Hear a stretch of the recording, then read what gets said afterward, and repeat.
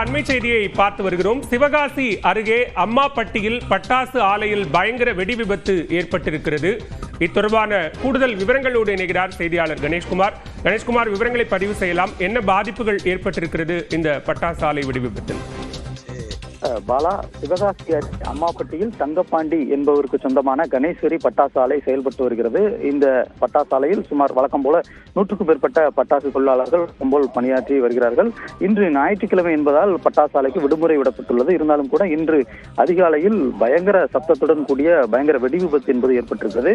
இந்த வெடி என்பது சுமார் 10 கிலோமீட்டர் சுற்றளவிற்கு அதிர்வு ஏற்பட்டதால் இந்த பகுதியை சுற்றியிருக்கக்கூடிய கிராம மக்கள் பெரும் அதிர்ச்சி அடைந்திருக்கிறார்கள்.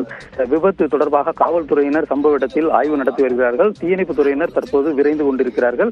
இந்த வெடி விபத்தில் ஒரு கட்டிடம் என்பது முழுவதுமாக தரைமட்டமாகி இருக்கிறது. உள்ளே யாரும் சிக்கியிருக்கிறார்களா என்பது குறித்து தீயணைப்பு துறையினர் மீட்பு பணியில் ஈடுபட்ட பின்னரே தெரிய வரும். இருந்தாலும் கூட இங்கு ஒரு பதட்டமான சூழல் நிலவி வருகிறது. இன்னும் மீட்பு பணியானது துவங்குவதற்கு இன்னும் ஓரிரு நிமிடங்களில் துவங்கும் என கூறப்படுகிறது. தற்போது தீயணைப்பு படையினர் விரைந்திருக்கிறார்கள். பாலா, விவரங்களுக்கு நன்றி கணேஷ்குமார்.